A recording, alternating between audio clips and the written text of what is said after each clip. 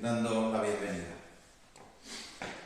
Buenas tardes, bienvenidos a todos, a todas y a todos los que nos ven a través de YouTube, también bienvenidos. Vamos a comenzar este estudio y vamos a hacerlo, como siempre, pidiendo al Señor que dirija este tiempo y que sea Él el que tome el control. Vamos a orar.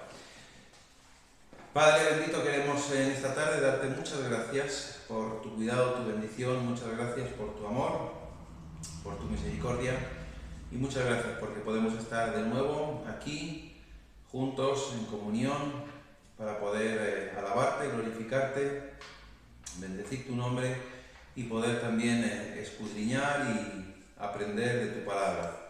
Dirige este tiempo, Señor, que sea un tiempo de gloria y honra a ti y un tiempo también de edificación para cada uno de nosotros. Gracias, en el nombre de tu Hijo Jesús. Amén. Amén, Señor. Amén. Bien, vamos a ir a Efesios capítulo 6 y versículos del 10 al 20. Son versículos muy conocidos y son versículos de los que hemos hablado muchas veces. Pero no porque se haya hablado muchas veces no dejan de ser importantes. ¿Vale? Y nos hablan de la armadura del cristiano, de la armadura que Dios provee para nosotros, para que nos la pongamos. Vamos a leer en Efesios capítulo 6, versículo 10. Dice así: por lo demás, hermanos míos, fortaleceos en el Señor y en el poder de su fuerza. Vestíos de toda la armadura de Dios para que podáis estar firmes contra las asechanzas del diablo. Porque no tenemos lucha contra sangre y carne, sino contra principados, contra potestades, contra los gobernadores de las tinieblas de este siglo, contra huestes espirituales de maldad en las regiones celestes. Por tanto, tomad toda la armadura de Dios para que podáis resistir en el día malo, y habiendo acabado todo, estar firmes. Estad pues firmes, ceñidos vuestros lomos con la verdad y vestidos con la coraza de justicia, y calzados los pies con el apresto del Evangelio de la paz. Sobre todo tomad el escudo de la fe, con que podáis apagar todos los dardos de fuego del maligno, y tomad el yelmo de la salvación y la espada del Espíritu, que es la palabra de Dios, orando en todo tiempo con toda oración y súplica en el Espíritu, y velando en ello con toda perseverancia y súplica por todos los santos. Y por mí, a fin de que al abrir mi boca me sea dada palabra para dar a conocer con denuedo el misterio del Evangelio, por el cual soy embajador en cadenas, que con denuedo hablé de él como debo hablar. Bien, hasta ahí.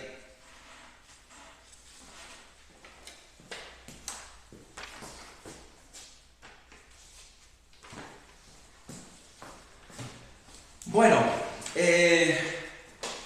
hoy lo que vamos a ver es cada una de las piezas de esta armadura que Dios nos da, ¿vale?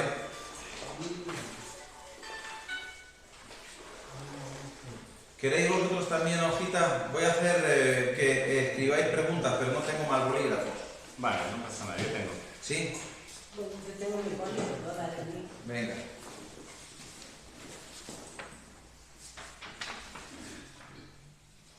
¿No? Vale, fuera, no pasa nada. Tú, y tú, y tú, y tú. Y tú, y tú.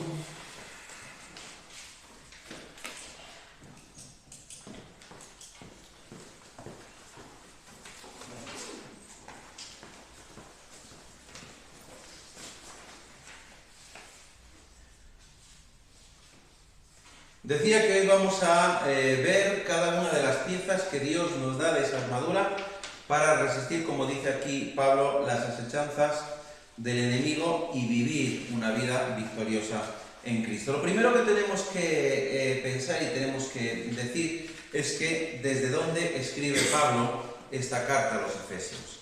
Y Pablo escribe esta carta desde la prisión, está prisionero, ¿vale? Por lo tanto, una de las cosas que ve son los soldados que están custodiándole, ¿vale?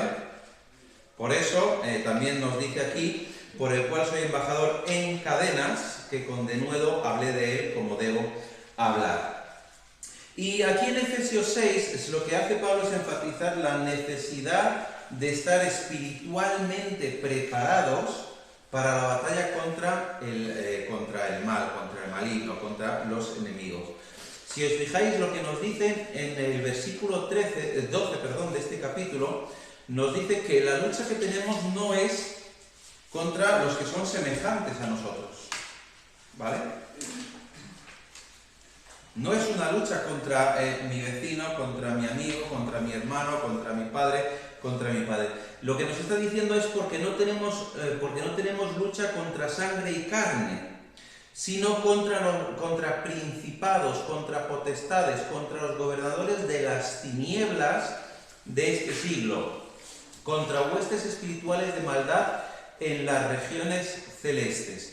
Lo que está aquí Pablo diciendo es que la lucha que nosotros tenemos es una lucha interna, ¿vale? Es una lucha interna del corazón, de nuestra mente, de todo lo que es nuestro ser, contra todo eso que va en contra o quiere ir en contra de lo que el Señor enseña, de lo que el Señor nos dice, ¿vale? Si pensáis un poquito y os dais cuenta, Satanás incluso pretende luchar espiritualmente con Jesús. Allí en las tentaciones, en el desierto, Jesús no tuvo ninguna lucha contra nadie que fuera semejante a él, sino fue contra Satanás, que le tentó de forma espiritual y también mental, ¿no? Para intentar desvirtuarle, para intentar hacer de menos a Jesús. Sin embargo, Jesús contesta precisamente con lo que vamos a ver hoy, con esa armadura que Dios nos da. Bueno, y empezamos en el versículo 14. Lo que quiero que imaginéis es cada una de las piezas que vamos a ir desglosando, y las piezas que vamos a ir desglosando de los soldados de esta época, hay algunas que no difieren mucho de los soldados de hoy, ¿vale? Es verdad que hay piezas que son diferentes, pero todo tiene que ver con lo mismo. Por ejemplo, en el versículo 14 lo primero que se nos dice es: estad pues firmes, ceñidos vuestros lomos con la verdad, ¿vale? ¿Sabéis lo que son nuestros lomos? Lo que es esta parte de aquí, ¿vale? Todo esto es el lomo, ¿vale? Ceñidos, entonces ceñidos, ¿sabéis lo que es ceñir? Es tener algo apretado, ¿no? Algo. Entonces, agarrado. Entonces, lo que está diciendo es: ceñido vuestros lomos con la verdad, es una especie de cinturón. Ellos llevaban un cinturón, ¿vale? Casi todos los hombres y mujeres hoy en día, para los pantalones llevan un cinturón. Hay algunos que llevan tirantes, pero casi siempre llevan un cinturón. Sin embargo, los soldados, todos llevan un cinturón. No hay un solo soldado que no lleve un cinturón. Los policías llevan un cinturón, donde llevan cada una de las diferentes armas que utilizan, ¿no? Si alguna vez, me imagino que Paqui habrá visto alguna vez a Jairo vestido de uniforme. No mucho, ¿eh? No, pero alguna vez. Pero yo sí que le he visto, y le he visto uniformado del todo, y os aseguro que es muy semejante a lo que vamos a ver. Y lleva un cinturón con un montón de cosas. Lleva las esposas, lleva la pistola, lleva el spray este también de pimienta, lleva también algunos que llevan incluso una porra, o sea, llevan cosas en ese cinturón, ¿vale? Y el cinturón, lo que se nos habla aquí, lo que nos dice es: ceñidos vuestros lomos con la verdad, el cinturón de la verdad. Ahora, ¿qué significa esta verdad? ¿O qué es esta verdad? Esta verdad es la palabra de Dios, ¿vale? Cuando Jesús está delante de Pilatos y Jesús le dice: yo para esto he nacido y para esto he venido al mundo, para dar testimonio ¿de qué? ¿Qué dice? De la verdad, ¿vale? Para dar testimonio de la verdad. ¿Y Pilato qué hace? ¿Qué le pregunta? ¿Qué es la verdad? Pilato tenía enfrente a la verdad. La verdad de Dios es Jesucristo. Él es la palabra hecha carne, ¿vale? Entonces la verdad al final es ese verbo, es esa palabra de Dios. Entonces lo que nos está hablando aquí Pablo es la verdad es la palabra de Dios y por lo tanto esa verdad, no solamente de la palabra de Dios, sino que nosotros como creyentes y como hijos de Dios tenemos que ir siempre con la verdad. No solamente la verdad de la palabra, sino también con la verdad por delante. ¿Qué significa esto? Lo que significa es que un creyente no debe mentir. Tiene que ir siempre con la verdad, con ese cinturón ceñido, con ese cinturón, ¿vale? Y la verdad, como digo, no solamente se refiere a la doctrina correcta. En la armadura, en la vestidura del soldado romano, pues el cinturón mantenía todo en su lugar, lo mantenía todo, ¿vale? No había nada, es igual que ahora, si tú quieres que no quieres que se te caiga el pantalón, tienes que ponerte un cinturón y lo mantiene en su lugar. Igual que la verdad mantiene todo en su lugar, igual que la verdad mantiene esa vida nuestra espiritual, ¿vale? Esa verdad es lo que nos mantiene a nosotros, porque sabemos que la palabra de Dios es verdad. Hay un montón de versículos que podemos ver, sobre todo en Salmos, donde nos dice que tu palabra es verdad, ¿vale? Y es eso, ¿no? Es a lo que se refiere. Ahora, cuando Jesús se enfrenta con Satanás, eso está en Mateo capítulo 4 y versículos del 1 al 11, lo que Jesús hace es enfrentarse a Satanás con lo primero que se le pasa por la cabeza, ¿verdad? ¿Sí? No, ¿verdad? ¿Con qué se enfrenta Satanás? Con mentiras, con la palabra. Con la palabra de Dios, con la verdad de Dios. Fijaros, capítulo 4, entonces Jesús fue llevado y dice versículo 3, y vino a él el tentador y le dijo, si eres hijo de Dios, di a que estas piedras se conviertan en pan. Y nos dice que Jesús le respondió y dijo, escrito está. ¿Dónde está escrito? En la palabra revelada por Dios. No solo de pan vivirá el hombre, sino de toda palabra que sale de la boca de Dios. ¿Veis? Jesús también enfrentando a Satanás con la verdad, ¿vale? Con la verdad. Ahora es lo que viene por eso se da una hojita, ¿vale? ¿Dónde necesitamos ser más honestos? ¿Cuáles son las áreas de mi vida que necesitan más honestidad? Porque si somos sinceros, hay áreas de nuestra vida donde mentimos, donde ocultamos la verdad. Y ocultar la verdad es mentir. Disfrazar la verdad es mentir. Ahora, ¿qué áreas de nuestra vida? Yo creo que el trabajo. ¿En el trabajo? Sí, que es importante. Bueno. Que no se quede. Puede ser el trabajo, a lo mejor para los adolescentes es el instituto, a lo mejor para otros es el vecindario, no lo sé. Yo una de las cosas que más rabia me daba cuando era comercial era que había cosas que tienes que ir inventándote, tienes que ir casi mintiendo. Yo digo, yo no valgo para eso, no puedo mentir. Sé lo que yo vendo, sé cómo se trabaja mi producto, pero yo no puedo decir que es el mejor que hay en el mercado, porque no lo es. Tampoco puedo decir somos los mejores porque no lo somos, o somos los más rápidos porque no lo éramos. Entonces yo tenía que ir diciendo, oye, pues hay unos plazos, y esos plazos pues hay veces que no, que sí, entonces no puedes mentir, ¿no? Ahora, ¿qué áreas de nuestra vida necesitamos aplicar esa verdad, ¿no? ¿Qué áreas de nuestra vida necesitamos ser más honestos y buscar vivir de acuerdo a esa verdad de Dios? Entonces ahora me gustaría que ahí escribierais esta pregunta, ¿vale? No es para contestarla, es para que la tengáis en casa y que de vez en cuando pues le echéis un vistazo, ¿no? Y que digáis, pues mira, y es, ¿en qué áreas de mi vida necesito aplicar más la verdad de Dios?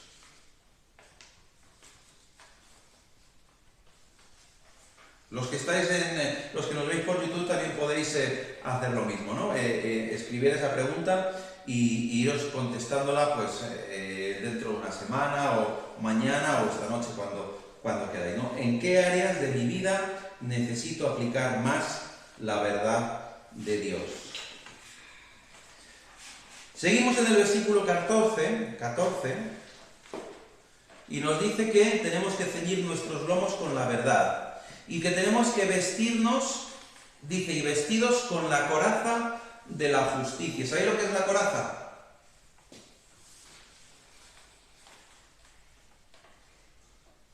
¿Qué es la coraza?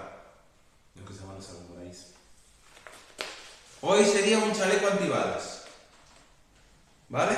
Eso es la coraza. Era una especie de escudo metálico que se ponía lo que era en esta zona y en la espalda, ¿vale? Para evitar o intentar evitar que el enemigo cuando fuera con la espada te pudiera atravesar, ¿vale? Entonces era una coraza metálica. Evidentemente las espadas podían atravesar esa coraza. Hoy en día esa coraza es un chaleco antibalas, ¿vale? Es un chaleco antibalas que se ponen aquí. Pues si vais por Madrid, veis los policías nacionales, todos llevan chaleco antibalas. Los policías municipales hay muchos que también llevan chalecos antibalas, dependiendo de qué función desempeñen. Si es el tráfico, evidentemente no tienen, pero los que están en la calle y van con armas y demás, o tienen que hacer una intervención, van con chaleco antibalas. Los soldados van con chaleco antibalas. Eso es una coraza. Ahora, ¿qué significa o qué quiere decirnos Pablo con la coraza de justicia?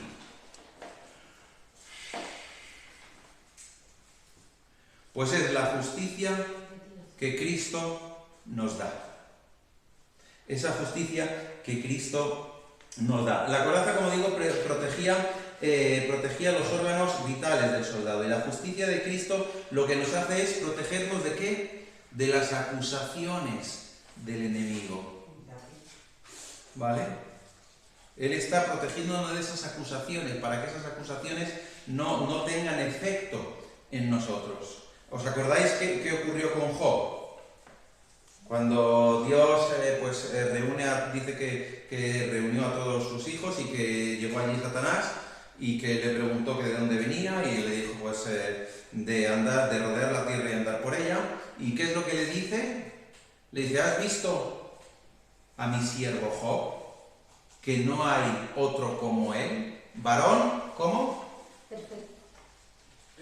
¿Verdad? Sin embargo, ¿qué le dice Satanás? Intenta acusarle, dice, voy a ver si le lanzo un dardo y penetro ahí en el corazón de este hombre, a ver si reniega de Dios, ¿no? Y entonces dice, claro, te ama, ¿por qué? Porque le da muchas cosas. Sin embargo, Dios le dice, vale, te dejo, pero no toques su vida. Y Satanás, ¿qué es lo que hizo? Fue allí donde más duele. ¿Y dónde duele? En el corazón, ¿no? Porque atacó a sus hijos. ¿Vale? Pues entonces lo que hace esa coraza de justicia, esa justicia otorgada por Cristo para que vivamos una vida recta, una vida justa, es protegernos, ¿no? De protegernos de eso, de esas acusaciones del enemigo. Y vivir en justicia lo que significa es que actuamos de manera justa. Somos justos. Evidentemente no tenemos la justicia de Dios porque aún nos queda mucho, porque hay muchas veces que no comprendemos esa justicia de Dios. Pero sí que tenemos que ser justos, porque Dios nos demanda que seamos justos. Vivir en justicia y además esa justicia otorgada por Cristo para que nos proteja. Fijaros, nos dice en Génesis 15:6 que Abraham creyó a Dios y que le fue contado por justicia, ¿verdad? Cristo todavía no había venido. Sin embargo, le fue contada por justicia esa fe que tuvo en Dios. A nosotros también nos es contado como justicia la fe que tenemos en Dios. Pero además tenemos también al justo que murió por nosotros y que nos confiere también esa justicia para vivir una vida que refleje esa justicia, ¿no? Esa justicia que Dios pone en nosotros, esa justicia que se demuestra en nuestras acciones diarias, que se demuestra en nuestro día a día, no solamente en nuestra parte espiritual, sino también en la parte que ven los demás. Porque sí, podemos ser justos espiritualmente, pero si no somos justos de cara a los demás, no nos sirve de nada esa justicia. Es igual que podemos decir, sí, amo mucho a mis hermanos, ¿vale? Pero si no amas a aquellos que te odian, como que Jesús dijo, amad a vuestros enemigos, ¿de qué sirve ese amor? Si amas a los que te aman, como dijo Jesús, ¿qué haces de más? Pues igual ocurre con la justicia, ¿no? Entonces, lo que se nos pide, lo que nos dice aquí Pablo es eso, que vistamos esa coraza de justicia. ¿Para qué? Para buscar una vida que refleje la justicia de Dios. Ahora, viene la pregunta. ¿Cómo puedo vivir de manera justa o mostrando esa justicia de Dios en mi diario vivir? ¿Cómo puedo vivir de manera justa en mi diario vivir? O en mis relaciones diarias con las personas y con todo lo que me encuentre. Ya os digo que esto lo podéis contestar después. No vamos a, por el tiempo, no vamos a verlo todo, así que habrá una segunda parte de este estudio, que será para primeros de agosto, por ahí, que me volverá a tocar. ¿Vale? Siguiente parte de esta vestíbula, de esta armadura que Dios nos da. Versículo 15. Nos dice, calzado los pies con el apresto del Evangelio de la paz. Una de las cosas más curiosas que me resulta y que yo veo en el resto de Europa y sobre todo en los países del norte es que se descalzan con mucha facilidad. Pero no solamente en casa. De hecho, en Noruega, cuando estuvimos en Noruega, tú entras a una casa y lo primero que te hacen es quitarte el calzado. ¿Vale? Hay algunos que tienen una especie de calcetines para que te pongan, pero otros no, es quitarte el calzado. Y claro, aquí no tenemos esa costumbre. Pero esa costumbre es por muchas razones. Una de ellas es porque todo lo que traes de la calle lo dejas en la entrada y no lo pasas dentro. Pero a mí me gustaría saber, por ejemplo, los alemanes que estuvieron aquí durante esta semana pasada, no, la otra, estaban en el Parque del Mirador y estaban descalzos. Y yo viendo allí que había un montón de cristales, digo, ¿cómo podéis estar? El calzado nos protege. Y el calzado nos ayuda. ¿Sabéis a qué nos ayuda? A poder andar mejor. ¿Por qué? Porque si tú vas con el pie desnudo a un río, ¿qué es lo que te puede ocurrir? Que te vas a resbalar. Sin embargo, si llevas un calzado, es mucho más complicado. Pero el calzado también te ayuda a poder andar, a poder incluso correr, ¿vale? Y lo que aquí se nos está diciendo, el calzado del Evangelio de la Paz, es prepararnos ese calzado para compartir el Evangelio. ¿Vale? Para compartir el Evangelio, ¿qué tienes que hacer? Aparte de hablar con la persona, pero tienes que ir a buscar con quién compartirlo, ¿verdad? Y uno no va descalzo, va calzado. Entonces, a lo que se refiere es eso, el calzado de los pies con el apresto del Evangelio de la Paz. Que siempre llevemos preparado ese Evangelio para poder compartir con los demás. Que no vayamos entender lo que quiero decir, con esos pies desnudos y no poder hacer frente a un camino complicado, sino que vayamos con eso, el apresto del Evangelio para poder hacer frente a quien nos pregunte. ¿Vale? Porque evangelizar no es solamente ir a un sitio y poderte repartir Biblias y hablar con alguien. Evangelizar también es cuando alguien te pregunta, cuando alguien intenta minar tu fe, poder también hablar sobre ese Evangelio de la paz. Y los zapatos de un soldado lo que hacían era eso, le permitían moverse rápidamente y con estabilidad. Y el Evangelio lo que nos da es esa paz y nos prepara para poder hablar a los demás. ¿Vale? Si uno no voy a decir se empapa, sino que si uno no escudriña, no estudia la palabra, no puede ir con el Evangelio a los demás. Si no conozco lo que el Señor me ha revelado, cómo puedo hablar a los demás. En Romanos es donde dice, hace referencia al Antiguo Testamento, creo que es, los pies, ¿cómo es el versículo? Los que traen salvación. Sí. En Isaías. En Isaías está y en Romanos también, ¿vale? Bienaventurado, creo que es los pies que traen salvación, ¿no? ¿Y eso qué significa? Aquellos que traen el Evangelio. Yo no voy a salvar a nadie. Eso es una cosa que tenemos que tener clara. Yo no soy salvador de nadie.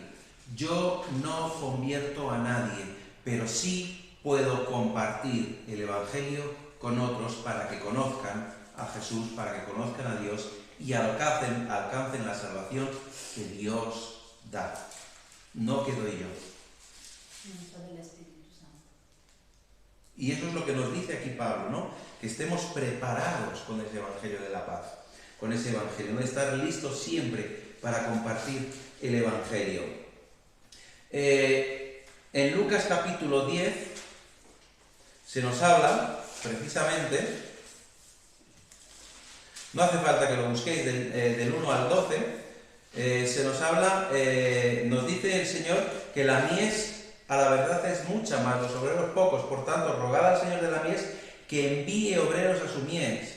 Y he aquí yo os envío como corderos en medio de lobos. No llevéis bolsa, ni alforja, ni calzado, y a nadie saludáis por el camino. En cualquier casa donde entréis, primeramente decid, paz sea a esta casa. Y si hubiera allí algún hijo de paz, vuestra paz reposará sobre él, y si no, se volverá a vosotros. Y posad en aquella misma casa, comiendo y bebiendo lo que os den, porque el obrero es digno de su salario. No os paséis de casa en casa. En cualquier ciudad donde entréis y os reciban, comed lo que os pongan delante, y sanad a los enfermos que en ella haya, y decidles, se ha acercado a vosotros el reino de Dios. ¿Veis? Jesús enviando a sus discípulos con ese evangelio de la paz, ¿vale? Para que puedan transmitir. Por lo tanto, es lo que nos dice aquí Pablo, que estemos preparados con ese apresto del evangelio. Ahora, la pregunta: ¿estás preparado o estoy preparado para compartir el evangelio en cualquier momento?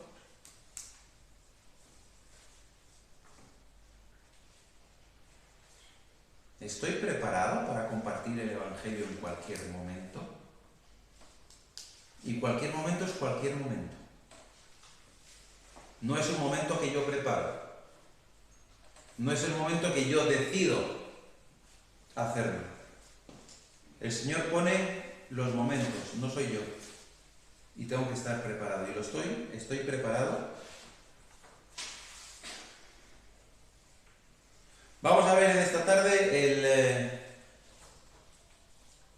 el último de esta tarde y continuaremos con este estudio. Versículo 16. Sobre todo tomad el escudo de la fe con que podáis apagar todos los dardos de fuego del maligno. El escudo de la fe. ¿Sabéis lo que es un escudo, no? Sí. Sí, ¿verdad? Los hay más grandes y más pequeños, ¿vale?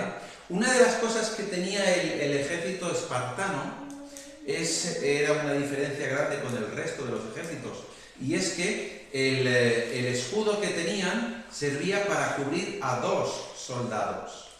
No era para cubrirse uno solo, sino que lo que hacían era cubrir también a su compañero, ¿vale? ¿Por qué? ¿Qué utilidad tiene el escudo? Porque claro, tú ves escudos, los escudos medievales, por ejemplo, eran escudos así de altos. Los escudos de los romanos, pues a lo mejor eran una cosita así. Y luego tenían también otros, pues en las películas habéis visto todo esto de las formaciones, cómo formaban con escudos enormes, ¿no? Pero hay escudos también pequeñitos. Está luego el escudo del Capitán América, que también es más pequeño, ¿no? Pero ¿para qué sirve el escudo? ¿De qué te protege el escudo? Del maligno. Del maligno. Pero a un soldado le protege. De las balas. De las balas no mucho. Hoy ya los escudos ya no, pero de las espadas, de las flechas, sobre todo en los países nórdicos los escudos eran de madera. ¿vale? Y la madera, que ocurre cuando lanzaba una flecha, la madera se quedaba clavada en el escudo. Sin embargo, los escudos metálicos que utilizaban otros soldados eran más finos y una flecha podría atravesar, pero también lo usaban para protegerse, ¿vale? Hoy en día no hay una cosa algo que los soldados usen como escudo. Se meten en los tanques y demás. Pero, por ejemplo, la Policía Nacional sí llevan unos escudos transparentes que son para los antidisturbios, ¿no? Son de metacrilato o de fibra de carbono, que el metacrilato se rompe con mucha más dificultad que el cristal, ¿vale? Se araña mucho más, pero es más difícil de romper, entonces utilizan eso. Ahora, ¿por qué Pablo está diciendo, sobre todo, tomad el escudo de la fe, con que podáis apagar todos los dardos del fuego del maligno? Porque nuestra fe hace de escudo contra los dardos de Satanás. Es verdad, estábamos hablando antes, Paqui y yo, pues, sobre las dudas de los que tenemos, ¿vale? Y todos tenemos dudas. Pero es verdad que hay una diferencia muy grande, y es que cuando aplicamos nuestra fe o la fe en nuestra vida, hay muchas dudas que se disipan y muchas cosas que entran en nuestra mente que desaparecen, porque ponemos esa confianza en el Señor. Y eso es a lo que se refiere Pablo, el hecho de poner la confianza en la fe que tenemos en el Señor. Nos va a cuidar, nos va a cubrir, nos va a proteger del maligno. Hemos visto antes que las luchas que tenemos son contra huestes espirituales de maldad. O sea, todo es interior nuestro, y la fe es un escudo interior que nos protege de todo eso, nos protege de esas mentiras y de los ataques de Satanás, ¿no? Y especialmente muchas veces del miedo y de las dudas que podamos tener. Vamos a tener miedo, vamos a tener dudas, preguntas. O sea, nadie piense que no, las vamos a tener, pero la fe nos ayuda a poder fortalecernos en todo eso. Uno de los ejemplos más grandes de fe en el Señor, ¿sabéis cuál es? Para mí, hay muchos ejemplos en la Biblia, pero es David. David era un niño, no sé, poco más bajo que Lucas, ¿vale? Pastor de ovejas, no tenía ni idea de lo que era enfrentarse con un ejército o con un soldado. Sin embargo, él se enfrentó con Goliat. O sea, no es que fuera un soldado, es que era un 3x4. Pero se enfrentó con él. ¿Por qué? Porque confiaba en Jehová de los ejércitos. Confiaba, tenía fe en su Dios, que lo iba a proteger, lo iba a ayudar. Y de hecho, le ayudó. Y esa misma fe es la que nosotros debemos tener, ¿no? Fortalecer nuestra fe. ¿Y cómo fortalecemos nuestra fe? Pues a través de la oración y a través también de leer y de estudiar la palabra de Dios. Y os dejo la pregunta y con esto terminamos. ¿Cómo puedo fortalecer mi fe para resistir las dudas y los temores? ¿Cómo puedo fortalecer mi fe para resistir las dudas y los temores?